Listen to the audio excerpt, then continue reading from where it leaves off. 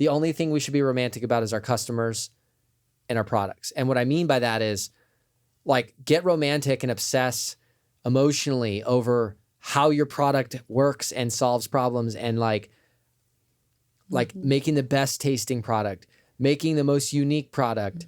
It's got to be different, right? The most easily digestible course. Make it digestible. Make it whatever delivers results. Like make the best product that gets people results and obsess and be romantic as heck about that. But when it comes to the numbers and the math and like the spending and the investments, that stuff, you got to get rid of that. You got to get rid of the emotions out of that. Welcome to Big Business Mistakes, hosted by Brandon and Kaylin Poulin. Here, the most successful entrepreneurs tell jaw-dropping stories and lessons behind their biggest business mistakes so that you don't make them. Ditch the fake highlight reel and get the raw truths and golden lessons of what it actually takes to scale your business from those who have done it. This is Big Business Mistakes.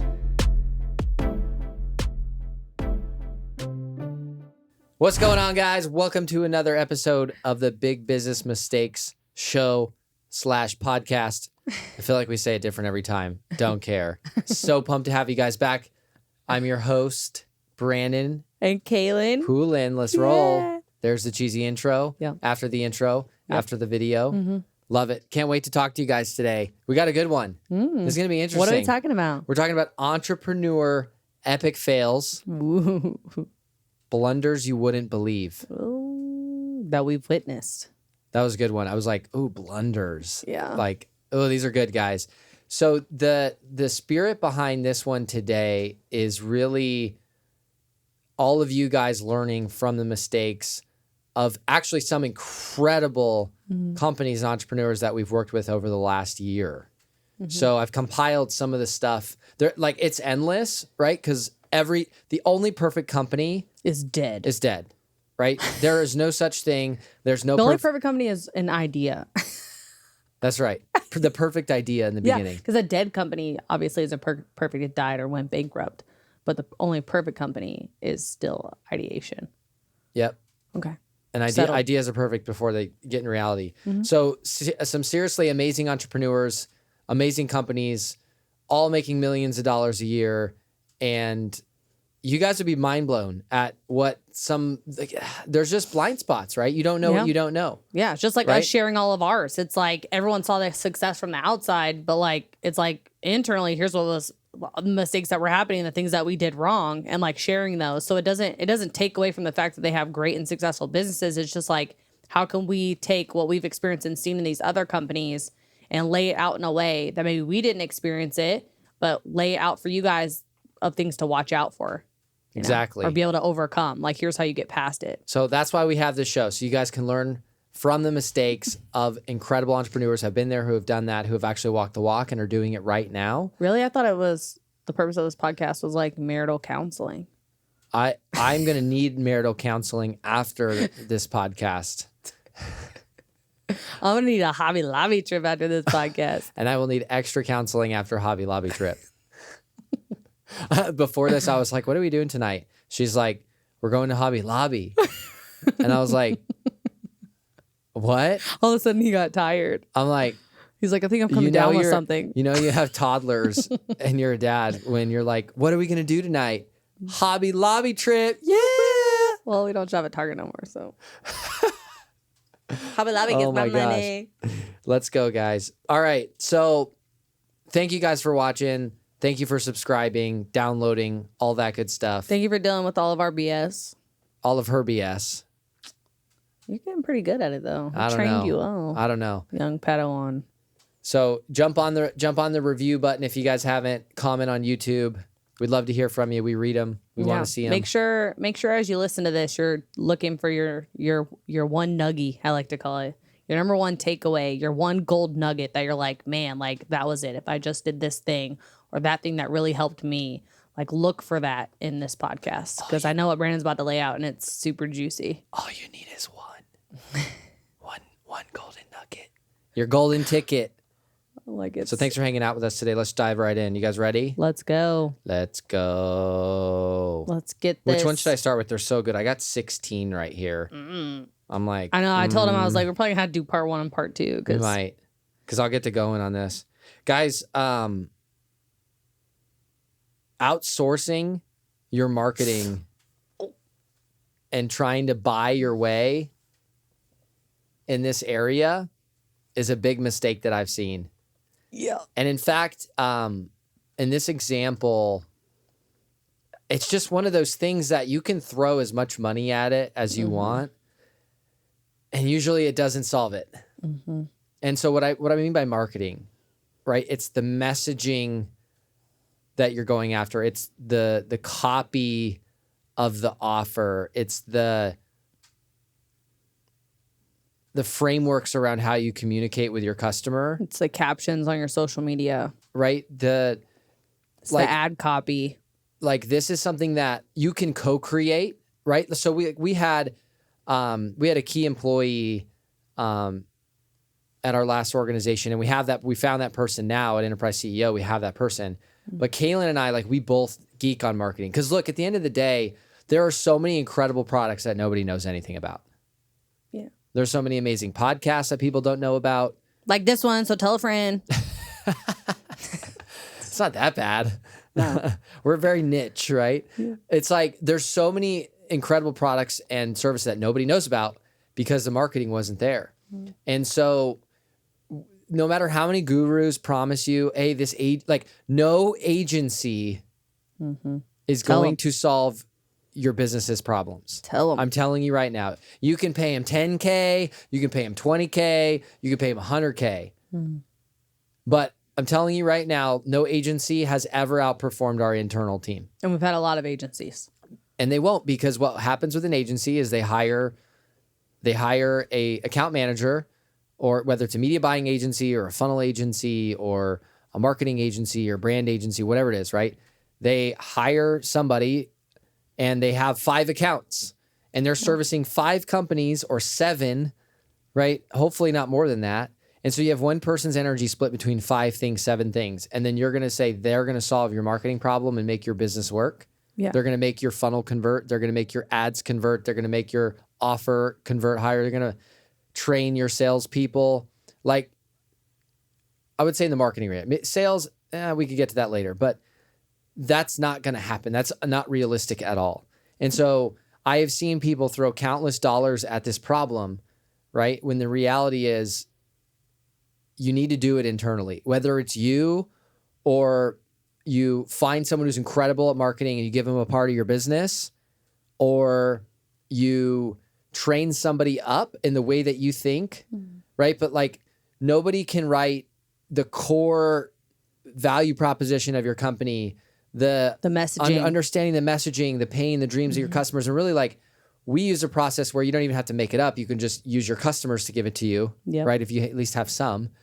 And so there's better ways to do it. But just one of the things that I see people do is they try to just, and the greater concept here is just throw money at agencies to solve these problems, right? Yeah. And I just want to say too, like, we're not poo-pooing on agencies. We use a lot of agencies, but I think co-creation, the word co-creation that you use, that's where you really found like the best medium was co-creating with the agency. And what agencies will find, if you're an agency owner that's listening, is that when you co-create with the client, the result and the return that you're going to get for them is going to be better, because you guys aren't having to like guess at the messaging and like, oh, use other weight loss ads that you're seeing working and like just using that, right? Like, you're co-creating with them for a message that's like unique to them, and they know their customer best. I know my customer 1,000,000 times more than an agency will ever know or be able to learn.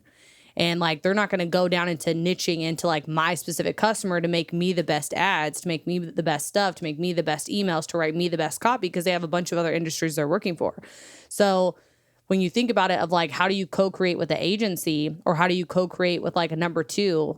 Originally, I was like writing all the stuff, all the coach copy 'em. all the time. And You coach 'em. and so you coach them through That's it. how you And do it. You co-create by you coaching them. yeah, and then I would have her do it, and then I would film a loom of me going through her email, and I would say, this is why I'd say this here. This is why I'm changing this. This is why, like, this doesn't sound right. This is why we don't say this. And so I literally trained her up like that. She would write every email, every social post, everything. I trained her up and thinking like how my brain thinks, looking for the things and changing and editing things so she can hear my brain literally processing like why this is wrong, why this is incorrect, why I'm changing this, why I'm shifting this. And so it trained her up in that. And so co-create with someone to do it, whether it's an agency or a number two to you. But yeah, you can't just like hand it off to someone else and expect the same result as you yourself, who is your customer, like knowing it more than you. Sales and marketing are core functions that have to be owned at the cap table. The cap table is the ownership of the business. Ooh, that's good. They have to be owned at the cap table. Okay. Like you're not going to have any, like if there's 3 partners in a company, nobody does sales or marketing and they're going to outsource it to an agency, it's going to fail. Like, please show me an example. I want to see one. I've never met any successful company where sales and marketing were not owned at the cap table, or at least understood at the cap table and then taught and leveraged internally as a function, not outsourced. And so this is just one of those things that you cannot throw money at this problem and expect it to get fixed. You can throw money at a lot of things, right? You can throw money to recruit people. You can throw money to get speed in any area. You can throw money at systems. You can throw money at implementation. You can throw money at most problems. But this is an area that this is the sauce, guys. So like you have to be a student of sales and marketing. That's 2 skills that you have to master, because if you don't master them, truly it's just mastering your customer marketing. You're speaking something in language they'll understand. And we've done a couple episodes that are really focused on marketing, right? And so you have to focus on the marketing. And then the sales is the process in which you go from marketing into a customer, right? The conversion process, whether that's phone sales, webinar sales, in-person sales, group sales, event sales, like it's all the same people. They're all humans. They all have the same psychology, thoughts, fears, beliefs, pains, dreams. It's just the way that the model works and how you move them along that process that's different, right? Depending on the application. Yeah. And 2, if you're leaning on an agency to do all of your messaging and your marketing and your copy, like how much are you truly learning about your customer? And like how well do you actually know the messaging if you're leaning on someone else? What happens when you don't work with that agency anymore, right? It's like they've dialed in maybe who your customer is, but do you really know? So good. Right? Yep. So next one, guys. Next entrepreneur epic fail that I see recently from amazingly successful companies. So by the way, you can mess these things up and still win. Yeah, for sure. But imagine if But you don't. What if you didn't have to? What if you didn't have to? That's right. What if there was like, people out there telling you? Or people that could help you, right? So all of these things, we've walked companies through these problems, right? So I'm just like, I'm giving you the sauce of like, hey, here's the thing. Like if you're a fly on the wall in one of our strategy Yeah, days. like these are all problems that we walk people through because we've done them all in our own companies, right? Like we've got 5 businesses in the portfolio right now, right? We've got dozens of clients that we work with. And so we walk people through these problems because they're in every business, right? Yep. That's what's cool. So that's why I want you guys to glean from this. I'm like, this is what's happening right now, right? Like right now. Yeah. So next one is a lot of people in the digital coaching entrepreneur space, right? Right there, they've grown organically. Like we moved in to the social media world decades ago, right? Facebook's like 23 years old or something. Like as old as you. Yeah, like we moved, or no, I don't think it is. No, the internet is. I'm sorry. That's wrong. Facebook's like 13 years. I think it's 13 years old. Yeah. Yeah. Don't quote me on that one. So we moved into this social media age and we're well in it, right? And so when it comes to like how people get attention and the best places to advertise and buy media and grow your business are social media networks, right? It's all digital. Everyone's on the phone. Duh. We all know this. Yep. It's there. So most companies are doing something organically, right? And when I say organically, they're making content on social media organically. And the people that have figured out how to do it organically and they figured out how to tell their story, they've been able to create a whole amazing company, a lot of times multiple 7-figure companies, out of organic marketing, right? It's that's what's happening in the like coaching type of space, right? And so in that realm, at some point, they all get to this point where I no longer have control over my growth. I can't force organic to work for me. Like you can't like consistently create viral content. Like it sounds really good and everyone's like, oh yeah, we can make you go viral. And like, if I wanted to go viral, I'd make a dumb, stupid, funny, entertaining video that applies to everybody. And I would work at it and then you could get it. You could figure it out. Like we've worked with a couple amazing, that's what they do, right? It's like, but that's not a business, right? You can, if you make content that like just makes people laugh because it's silly, like that doesn't attract people to your business or your offer necessarily. It just gives them a laugh and you get a lot of views and likes, right? So but it doesn't convert to customers. So the point is that you reach a point where you need to create predictable revenue to start to actually scale a business. And the way that you create predictable revenue is by having control over your acquisition. You have a throttle, right? Like you've got a throttle, and as you move the throttle, it juices more power, you get more customers. And so you've got to buy attention, right? And so paid media. So moving from organic to paid media. So I see the mistake made all the time of thinking that like we can just sit in this organic place and we never have, like, we're going to still be able to grow from that. Like you can get to a point, but eventually you need control over it. And so you have to learn the paid traffic game. Well, a lot of things I see too is that like an influencer will grow and then they'll basically start selling something and they'll do a ton of revenue. But then all of a sudden, a couple $1 million later, they've farmed and they've harvested all of the seeds that were sown over the years of growing organically. And they're like, why am I not making any more sales? I still have all these followers. Well, you've harvested all of the crop, right? And you didn't plant any new seeds, right? And so this is where lead generation, right? Lead nurture has to begin to happen with throttle, right? Not just posting content, right? And so I'm telling you, if you're an organic creator right now, and this is speaking to you, like if you put the amount of energy into your paid advertising and the creative of paid advertising and you craft it like you craft an organic post. Yes.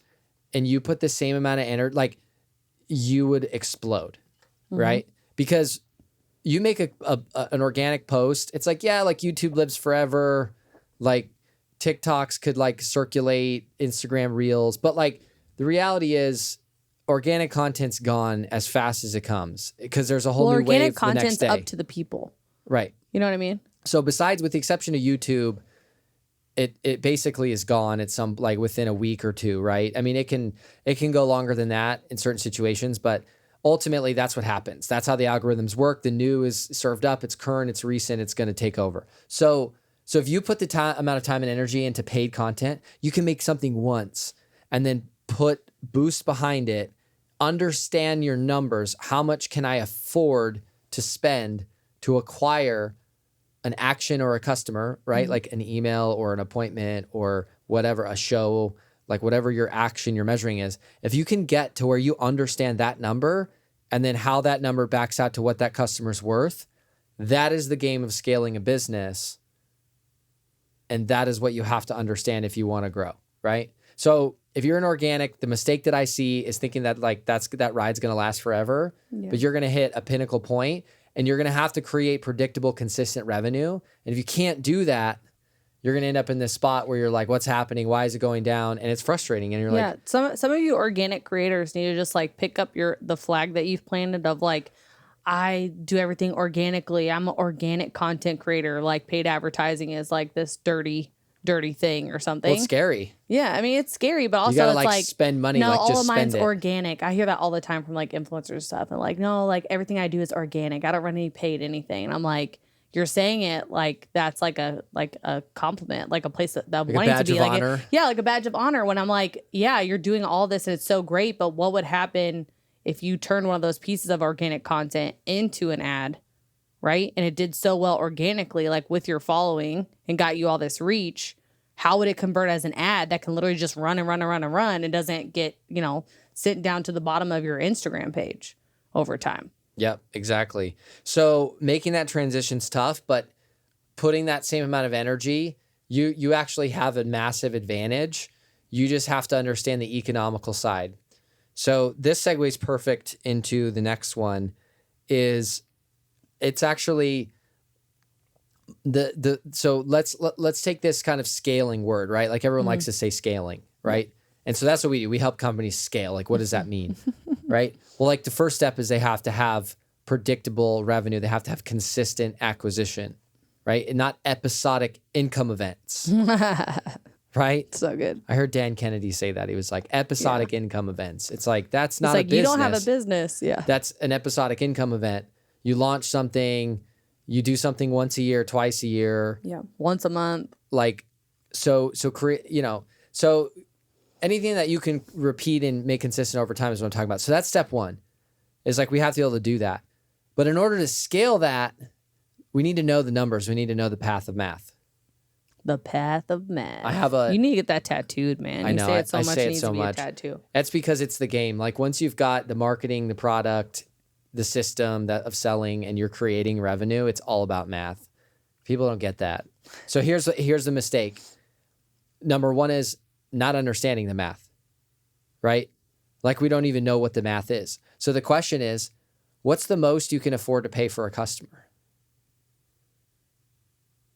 And I asked a room full of entrepreneurs that were all like, I don't know, 10 million a year, somewhere like around there. And there was only 2 people out of 30 that knew that answer. And I was like the real answer. I was shocked. Yeah. And I was like, you would all be 2 or 3 times the size you are right now if you knew the answer to that number. You knew the answer to that question. What is the most you can afford to spend to acquire a customer? Right? That's the key. And so I've got for people that work with us, I have like a 2-hour training on that, and I cannot get into that. I'll make brains bleed. You need Advil. But that's my line. I've actually finally simplified it, and I have a whole model that we made on it. Anyway, customer acquisition cost, lifetime value, okay, cash flow break even, right? Acquisition return on ad spend, not just return on ad spend, acquisition return on ad spend. If you go look those 4 numbers up and you study them, you can learn this path, right? So I'm equipping you. I'm not just like leaving you on a cliffhanger. So that's the first mistake, is they don't know the number. The second mistake, and this was recent, and I was on call and I was like, dude, you got it all right here. I was like, what are you doing? Just spend more money. It's like, what happened? It's like, how do you decide how to spend more money? And this is an emotional thing. No, like what happened? You were on the call, and like before you had the revelation, you were like, you got everything here. It was like, they were like, what's the path to growth? Like, what was the problem? What do you mean, what happened? Like, what was the problem? That they were like... The problem was emotions. It was a mental, like, I've been comfortable spending this amount of dollars on my ads, and I'm making this much revenue. But what happens if I turn it up and spend more? It's like, uh-oh, what's going to happen? And so this is where if you know the numbers, you know the path of the math, then all of a sudden you have confidence, right? And then you can spend more and your business doubles. That's what's crazy about paid, right? Like SEO's cool. Like there's so many ways to acquire customers in digital marketing. Yeah. And there's a lot of great second layer things. Yeah. There's like SEO, and you could do a direct mail campaign and commercials, but like digital is like instant feedback, clarity, tracking. It's unprecedented, really. It's unprecedented what's available to you. And so it was just that emotional, like, okay, I know the numbers, but like, what happens if I like crank the throttle? And so that's where, getting help and having confidence. And really, like, the question I would ask you is, why do you spend what you do on advertising? Like, what drives that? Did you just set a budget one day? Like, do you know the actual amount of dollars you're making back from it? Like, if you can't track it, like, then you don't know if it's working or not, right? And so I'm not going to get into the complexities of attribution models right because now. you could go on for 10 hours. I'm not going to get into the complexities of first touch, last click, multi-touch. I'm not going to get into that. I'm not because you can go and then you can go and say that there's holistic survey attribution, and then you can get into there's a whole nother layer above that once you're doing tens that of you millions. said you're not getting into. Yeah, So. I'll stop. Sorry. I'm like, here's the list of 7 things I'm not getting into. Yeah. But the mistake that I see people make is ultimately they make romantic emotional decisions. And in business, I think the only thing you should be romantic or emotional about is your products and your customers. That's good. Right. That's a writer downer. A writer downer. That's a writer downer. You are from Kentucky. That's a writer downer. Kentuckiana. Literally, I was like, is that a joke? We walked into, was it a Bass Pro? Yeah. We walked into a Bass Pro and it was like, Kentuckiana. And I was like, oh, that's like legit. I thought you were just like messing with me. No. Because it's like the border of Kentucky and Indiana. Yeah, like the news is Good Morning Kentuckiana. Kaylin grew up on a farm, guys. Brandon grew up in the city, guys. She drove a tractor to school, apparently. So we had drive your tractor to school day. Brandon didn't believe me for Nope. like years never until I was believed able her. to find a picture. Yeah. And I saw it. I was like, all right, fair. Fair. She's got receipts. She's got receipts on it. So we need to understand. I'm in tractor to school day right now. Got to switch back over. See, that's the thing about this like banter. I'm like, my brain's like, so we've got to understand what our numbers are, and we can't be romantic. The only thing we should be romantic about is our customers and our products. And what I mean by that is like get romantic and obsess emotionally over how your product works and solves problems, and like making the best tasting product, making the most unique product. It's got to be different. The right? most easily digestible Make course. it digestible. Make it whatever delivers results. Like make the best product that gets people results, and obsess and be romantic as heck about that. But when it comes to the numbers and the math and like the spending and the investments, that stuff, you got to get rid of that. You got to get rid of the emotions out of that. Right? Mm-hmm.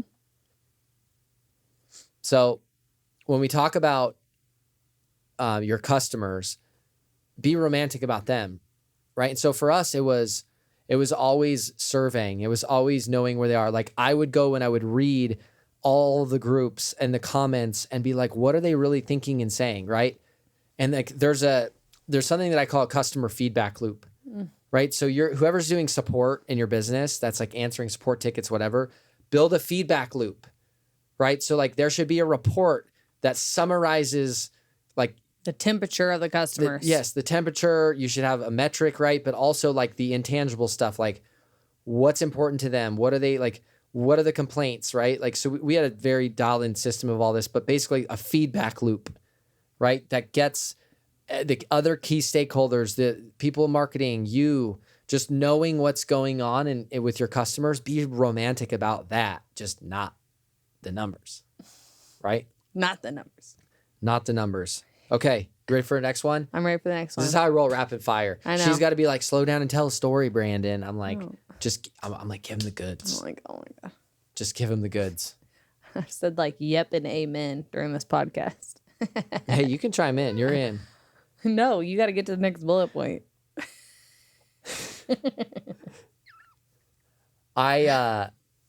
This is like very obvious, but like, it's crazy how much I see it, is wasting time on non-needle moving activities.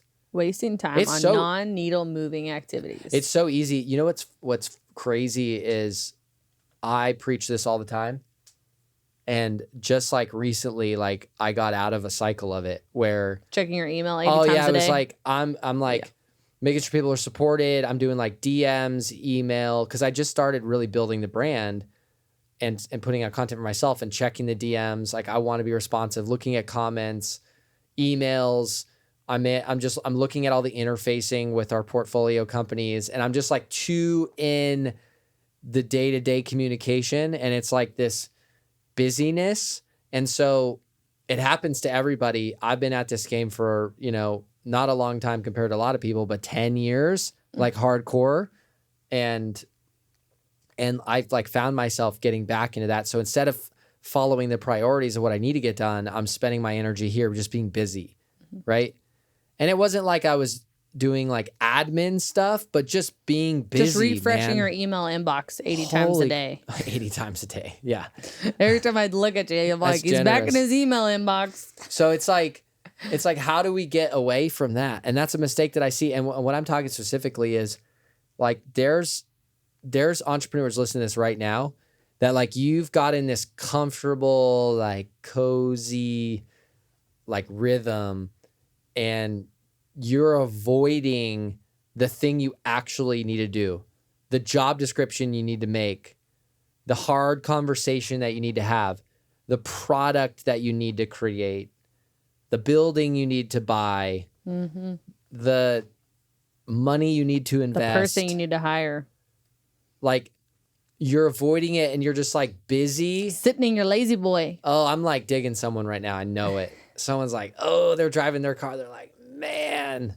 They're like, I'm on my way to the post office to check my mail instead of my PO box. writing my script or doing a sales call, right? Like, so I see that. It's just like, it's easier. It's comfortable. And this is hard. Like this whole freaking game is so hard. It's like you are always in, like for me, I'm always in a war against my nature. Like my flesh wants to just like wake up late.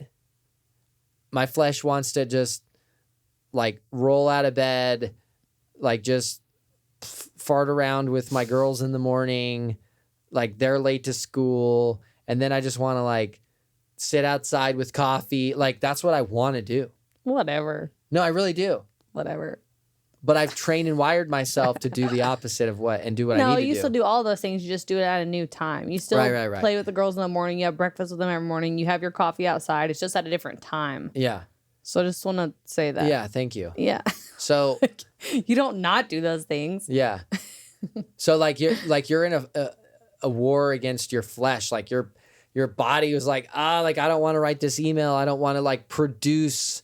I want to consume. I don't want to do the uncomfortable thing. Like if you don't see my thumb right now, like if you're listening to this, like Scrolling. like your flesh wants to consume. Yeah. Consume. Like it's calling you. It's like freaking watch Instagram reels just for a minute.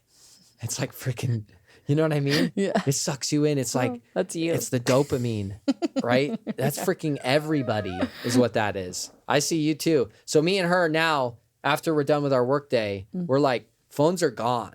Yeah. We're like, okay, turn on the like surround sound system, like music, and like turn the pool on or whatever, and then with your phone, and then like it goes away. Yeah, it it's goes been bye-bye. super healthy for us. Oh, it's been so good. And it's not that we're necessarily always sitting there scrolling, but it's like just we'll check this and do check that. this and staying in the work kind of environment. Text back to this or like look up this. Busy. Like you can hammer out all of that at the beginning of the day and the end of the day. So that's what I do now. Like I purpose, I'm not perfect at it. At the beginning of the day, answer all my emails. And it's really been more like middle and end, but like pick 2 points or 3 points or 1 point in a day and do all of that. Yeah, and you even did this with comment back on your social right? media, check your email, respond to your clients, whatever you're doing. Yeah, like you have the block on the calendar that like this is the block in which I reply to clients. Like I send them all a message at this time. Yeah, and it's just like there, and it's like towards either at the beginning or the end of the day or whatever. And it's like this is when I do that. I don't have to do that all day long. I'm gonna do it at the end of the day or beginning of the day. Yeah. But I don't have to like constantly be refreshing things to find something to do. And I'd say if you're this person right now that this is like hitting you, it's like, why? Like, I would seriously think about the question, like, why am I distracting myself with the email inbox and with over replying to people? Because it's easy. Yeah. It's like, why am I doing that? What's the it. thing I'm hiding from actually getting done? Yep. What's the big scary thing that I'm putting off because I have so many emails to get back to? Yep. Or you fill your freaking calendar with meetings that you don't actually need to be at. It's exactly, babe. It's amazing. Exactly. Yeah. No, it's incredible. It's incredible. All my meetings I'm at, I need to be at. I'm saying me. Oh, yeah. You just don't. Yeah. Kaylin's not a big fan of meetings. No. So it's amazing what happens when I get so busy and when I say busy, like I get productive And then I'm like, oh, I can't go to that meeting because I got to do something that's actually more productive. And then like how much I didn't need to be there and the team can handle it. And I can read the Otter AI transcription later in 2 minutes if I want. Right? Like it's amazing what starts to happen when you focus on the productive activities. So this is a constant, this is like a plague. Yeah. That like you have to constantly elevate, right? I call it the law of elevated activity. You're like, you have to constantly elevate the activity and not more activity, Yeah. but the type of activity that is the most leveraged needle moving activity that you can do at any moment. And it's uncomfortable. But when you start operating in it, it just builds that muscle and it gets exciting. That's when stuff starts getting exciting. When you're like, When you're calloused. when you're like leveraged, you know, like you got people doing stuff. You're not like, it's wild. Like when I'd say when I really finally built the leadership team at Lady Boss the second time, because the first time I failed miserably at it. We'll talk about that on another podcast. The second time, I got to a point where like I didn't actually do anything.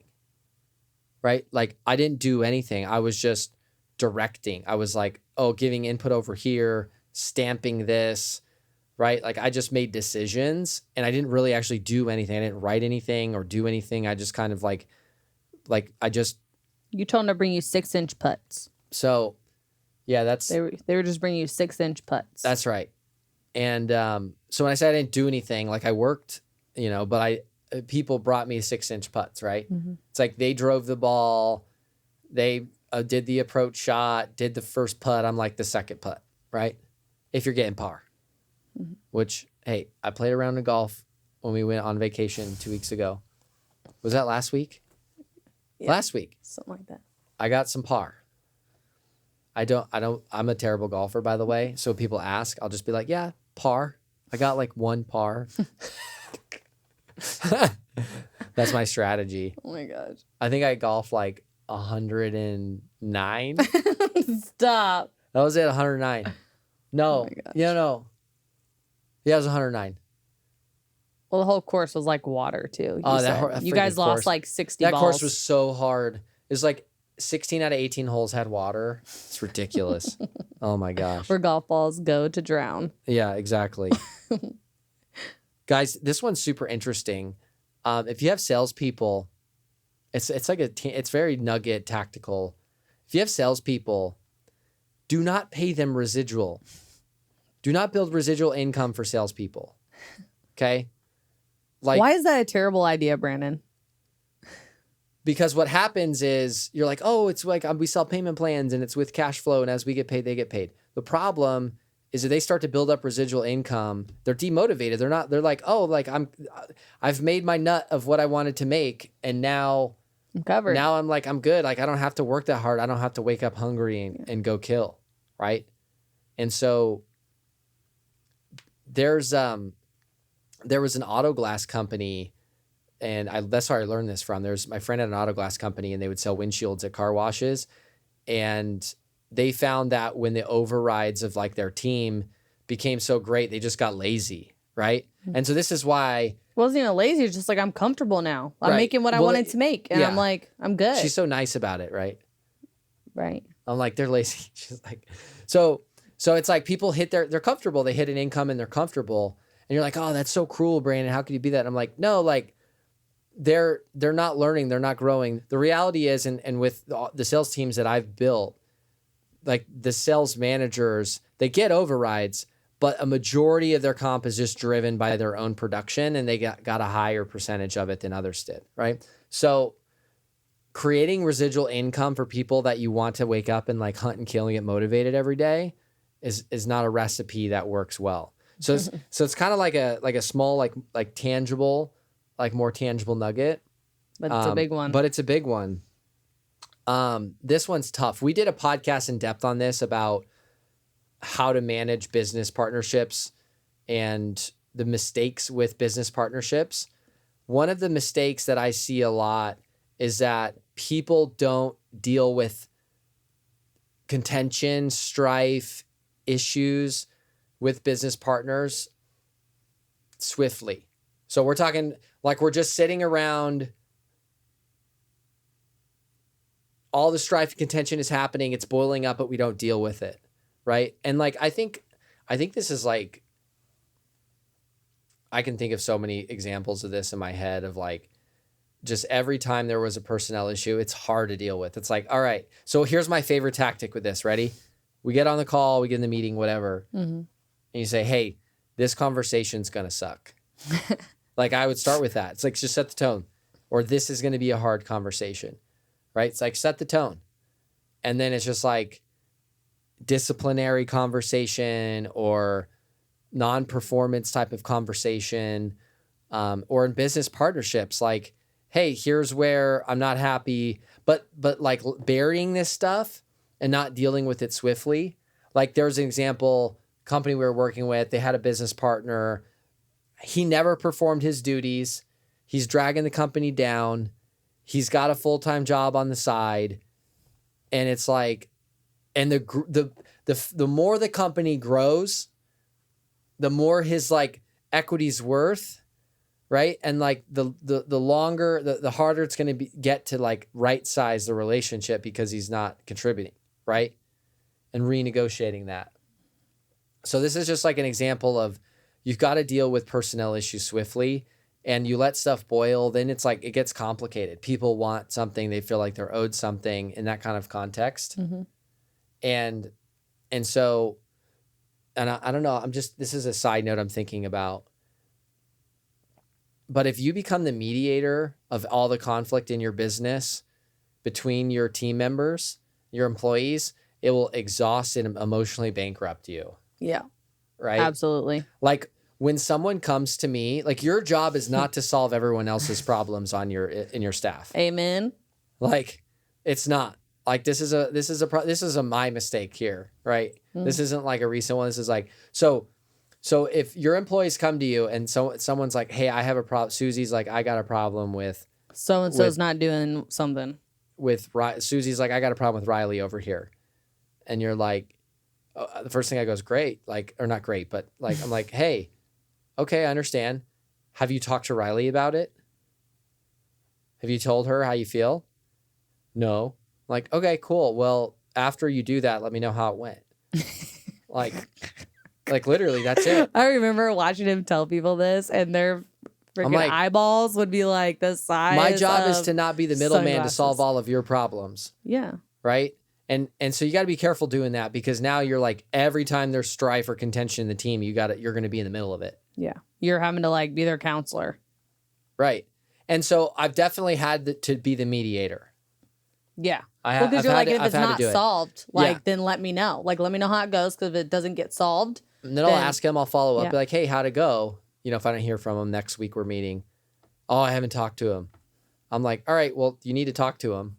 And then if it doesn't happen, then at that point, it's like, I'll pull them in, right? Or they're just like, oh, we can't find the alignment. And then it's like, okay, they come in and I go, okay, hey, you guys are both here. There's two sides to every story. Tino, let's hear what you have to say. Susie, let's hear what you have to say. I make them listen to each other. And then I'm like, basic conflict resolution. This is it. It's like, where can you guys find common ground? Oh, well, I admit I could do this and I could do. It's like it. That's like all you got to do. It's not that hard. But you let them try to do it first. Oh, totally. Because otherwise you're just in the middle of it. It's exhausting, right? Guys, one of the biggest entrepreneurial epic fails. Oh, this one is just like, as a numbers guy. Oh gosh. You're like, there you go. People that don't care about spreadsheets. No, is that that's what not it is? No. Whatever. It was. Now he's changing it. No, it's not. No, it's not. When you don't care about spreadsheets. I know. Recording these podcasts afterwards, I'm like, somebody give me a spreadsheet. And I'm like, I could do this for like 8 more hours. I'm like, I'm exhausted. I'm like right in the middle of being an extrovert and an introvert. But this is like, this takes it out of me. I like it though. It's fun. It's fun to do it with you. So you're a neutral vert. I'm a neutral vert. That sounds gross.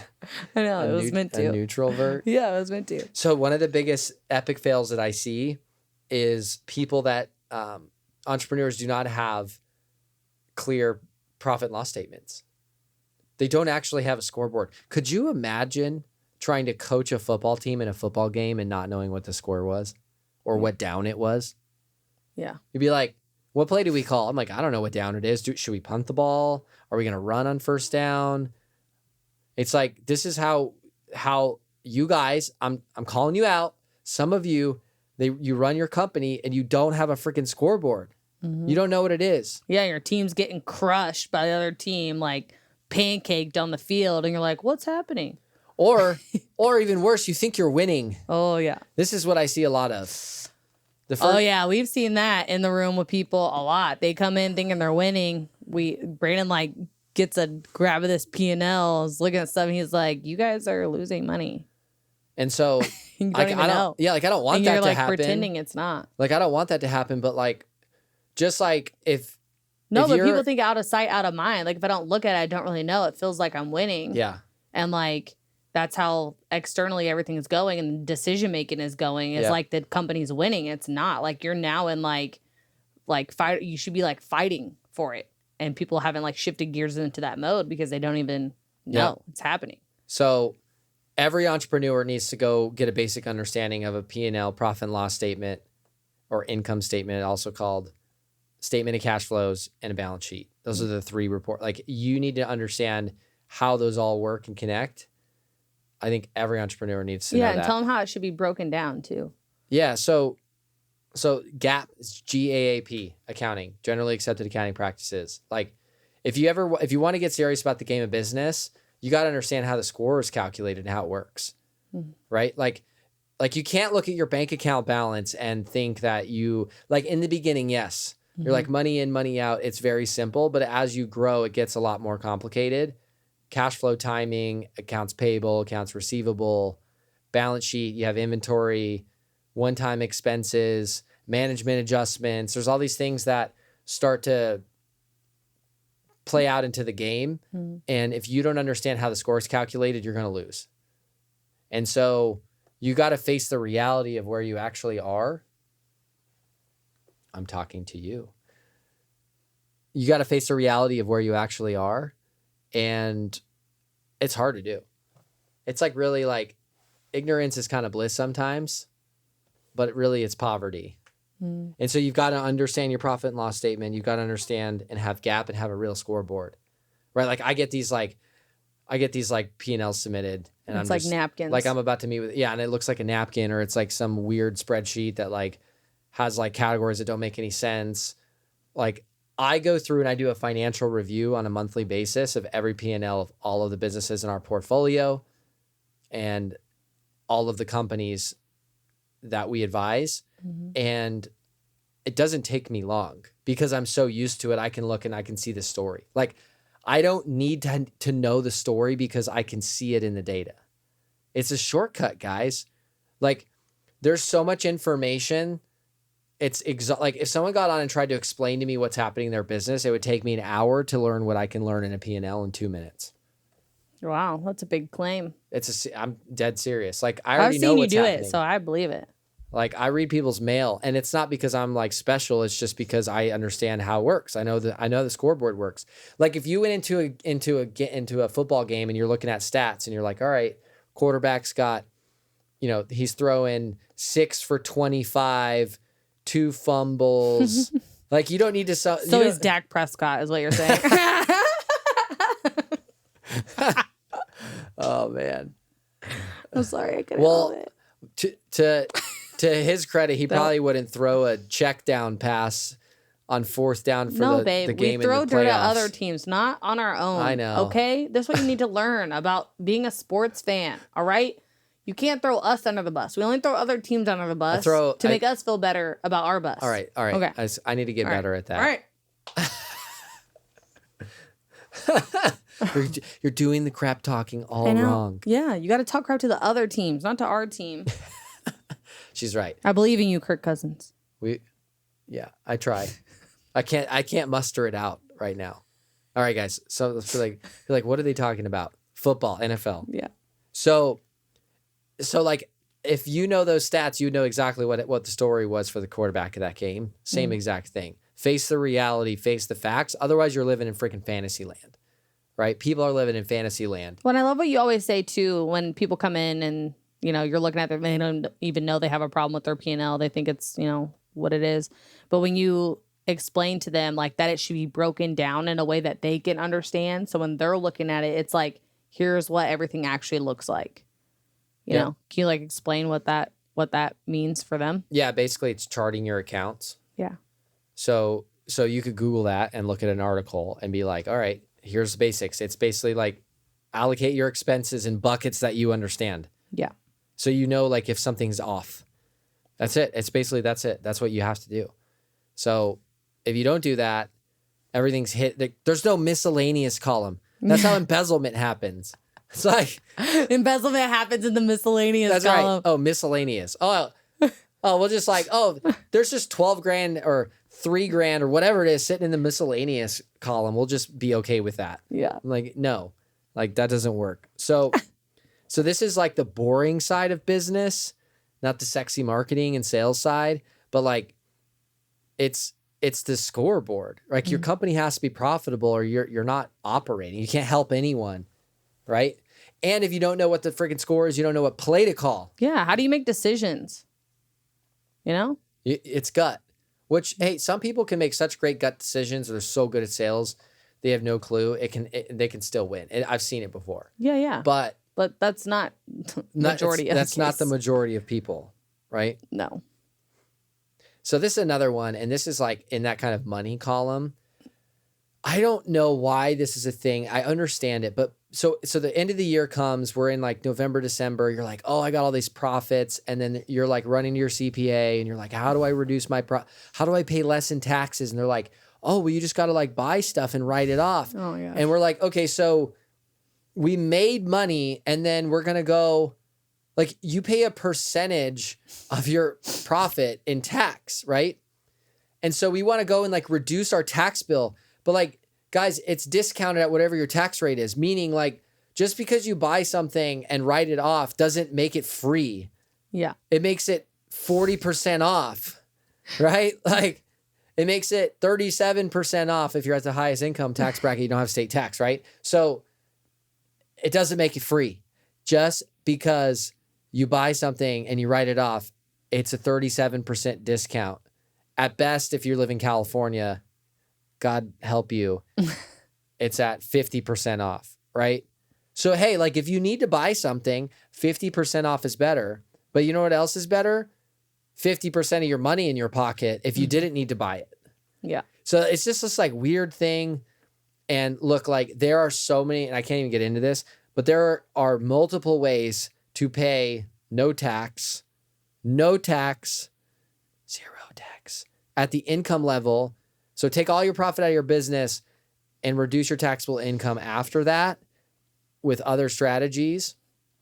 Like one of our portfolio company's passive income formula, this is what we do. Like that's a part of it because there are things that the elite know, that family offices understand, that I've learned over the last few years. Mm-hmm. And so like go get access to that information instead of buying a bunch of stuff you don't need and just reducing your actual take home income. It's so stupid. Like, and I get it. I'm saying it's stupid because it frustrates me. Like, why the heck does this happen? But it's really just bad thinking. Mm. That's it. It's stinking thinking. Stinking thinking. It's stinking thinking. Dang, I thought it would take me longer to get through this stuff, but we're like motoring through it. What's wrong? You guys, most people have the issue of not delegating enough. Like they try to hold too much control. This is a mistake I see. I had a problem with this. You had a big problem with my this. first leadership team. I was like, I didn't micromanage, but I was like, you were co-managing. I was just like in what they were doing too much because I didn't have competent enough people to where that they could actually handle it. They were in over their heads. Mm. So most people, they don't delegate enough or they don't invest enough in the right talent. That's a huge mistake that I made. And I talk about that on a different podcast. But when it comes to this, the flip side is some very visionary entrepreneurs. So, a lot of entrepreneurs are very visionary. They don't want to be in the weeds. They don't want to be in the like spreadsheets or how things happen. They just want to be above that. They want to be in the what is happening and when, but not how. Like, and that's good. Like, typically that's good. But what I've seen happen is they put people in charge of like, oh, you're in charge of the people and you're going to run the team, right? Like you're going to run I'm just going to come over here, make my videos, sell, come up with offers, ideas, and you're going to just run the company. And then they hire someone, they just like give them the reins. And I'm like, and I've watched an example of this. Company grew to almost $10 million, basically crashed the entire profit margin. And they basically started at ground zero at a couple $1 million because somebody got the keys who wasn't qualified, made all these stupid hires, got all these expenses. And the entrepreneur had no clue and just gave all the reins and rope away, like all the slack. Like I think of leadership and like delegation as like slack and a rope, right? Like you give a little slack at a time until they earn more, and you got to give people enough rope to hang and themselves. If they drop it, you bring some of the rope back in. If they like do well, you're letting some more rope back out. But it's like a constant like back and forth until they're at a place you build trust, you build experience and trust together. Yeah. So it's kind of like you can't outsource your marketing and just throw money at it. Same thing. Like you could hire and guys, if you have like 2 employees or 5 employees, like you don't need a COO. Okay. No. Title creep is like difficult in the long, like as your organization. Yeah. We had develops. to reorg everything because we just named people. You're CTO. Welcome. Like, No, I didn't do that. Uh-huh. No, I didn't do that. No, I never had a CTO. No. Then what was? I can't hear you. Okay. I'm not talking about names on here. There was someone who we had to. Yeah. So my point here is you got to delegate, guys, but it's like it's like everything's a balance. It's a teeter-totter. Like that's how it works. You can go off the deep end in either direction. Yep. And That's so true. the truth is always somewhere in the middle. It's never black and white. But I've seen entrepreneurs that are just like, a lot of them won't let it go. Most won't. But then there's this other side that's so visionary and trusting that you just hand stuff to people and they're in over their head. So ask yourself, have they done this before, or am I the guinea pig for their learning curve? Is my company the guinea pig for their learning curve? And that's okay. You can build people up. There's pros and cons to that. You just got to hold on to the rope. But you got to hold the rope a little tighter. Yeah. And you got to you got to establish what decisions they can and can't make, right? That's like delegating authority, right? That's a concept that you can think about. So guys, these are some of the big mistakes that I've seen. I don't want you to make them. You probably will, just like I did. Because you don't know until you know. At least they know what they're looking for now. But now you know what you're looking for. So let me know what resonated with you. Leave a review. Tell me what resonated with you. Drop a YouTube comment. What was your biggest takeaway? Tell me your biggest takeaway. We'd love to hear from you guys. And that's all we got today. We rocked through it. Big list. You rocked it. Pause, go back. Like what resonated with you, right? Like you just need one. Be like, and share this, guys. If there's something that stuck out to you that you're like, oh, somebody else might need this or might help from them, shoot a share over to them. We'd really appreciate that. And this has been an awesome time. I'm just like was recapping in my mind like what my biggest nugget was. What was yours? I love the don't outsource your marketing, because I feel like I see that a lot and like people letting go of it. Maybe it's because I'm in marketing, so I'm like so passionate about that one, but I'm like, that if we could drive that one home, like button that up and put it away for later not to do. So good. Awesome, guys. Thanks for being with us today on another episode of the Big Business Mistake Show. Kaylin and Brandon here. We're out. We'll see you next time. Bye.